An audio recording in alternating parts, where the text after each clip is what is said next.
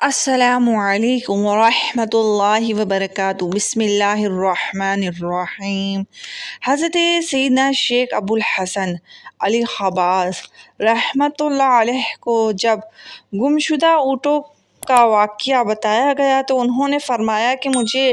حضرت شیخ ابو القاسم رحمۃ اللہ علیہ نے بتایا کہ میں نے سیدنا شیخ محی الدین عبد القادر جیلانی کو فرماتے سنا ہے، جس نے کسی مصیبت میں مجھ سے فریاد کی وہ مصیبت جاتی رہی، جس نے کسی سختی میں میرا نام پکارا وہ سختی دور ہو گئی، جس نے میرے وسیلے سے اللہ تبارک و تعالیٰ کی بارگاہ میں اپنی حاجت پیش کری وہ حاجت پوری ہوگی۔ جو شخص تو پیارے محترم بہن بھائیوں، اب میں آپ کو نماز غوثیہ کا طریقہ بتانے لگی ہوں تو غور سے ملاحظہ فرمائیے گا۔ جو شخص 2 رکعت نفل پڑھے اور ہر رکعت میں الحمد شریف کے بعد قل هو اللہ شریف 11 بار پڑھے، سلام پھیرنے کے بعد سرکار مدینہ صلی اللہ علیہ وسلم پر درود سلام بھیجے، پھر بغداد شریف کی طرف 11 قدم چل کر میرا نام پکارے اور اپنی حاجت بیان کرے، انشاءاللہ تعالی وہ حاجت پوری ہوگی۔ اچھا محترم پیارے بہن بھائیوں، اس 11 قدم پہ یعنی ہر ایک قدم پہ آپ نے پہلے ایک قدم اٹھانا ہے،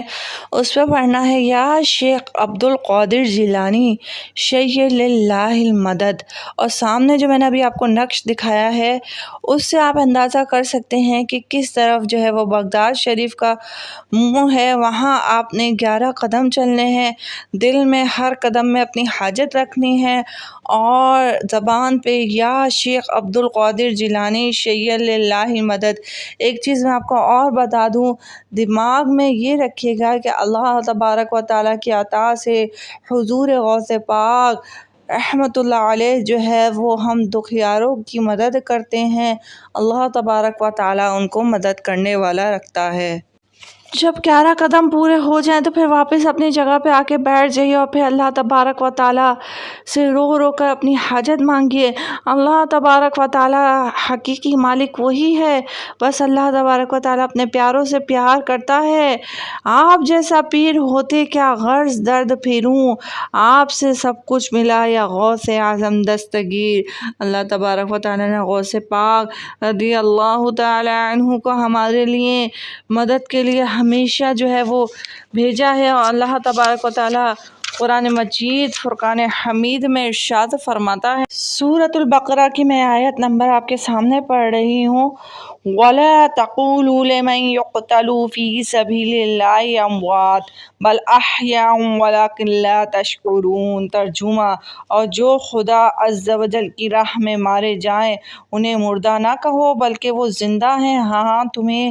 خبر نہیں۔ جب شہداء کی زندگی کا یہ حال ہے تو انبیاء کرام علیہم السلام جو شہیدوں سے مرتبہ و شان میں بالا تر اتفاق اور اعلیٰ بالا تر ہیں، اللہ تبارک و تعالیٰ کے نیک لوگ جو کہ اللہ تبارک و تعالیٰ کے حکم سے زندہ ہیں، ہاں وہ پردہ فرما چکے ہیں، ہمیں نظر نہیں آتے، تو اللہ تبارک و تعالیٰ ان کے فیض سے ہم سب کو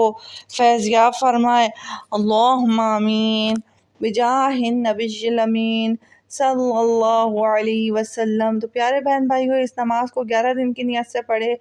انشاءاللہ تعالی اللہ تبارک و تعالی ضرور آپ پر کرم کرے گا اور آپ کی جائز مرادیں بر آئیں گی۔ چینل کو اگر سبسکرائب نہیں کرے سبسکرائب کر دیں، ساتھ ہی بیل آئیکن اس کو دبا دیں تاکہ آنے والا نیا واقعہ نوٹیفیکیشن آپ تک پہنچ سکے، اور ثواب جاریہ کی نیت سے ویڈیو کو لائک اور شیئر کر دیا کریں۔ السلام علیکم، اللہ حافظ، اللہ نگہبان۔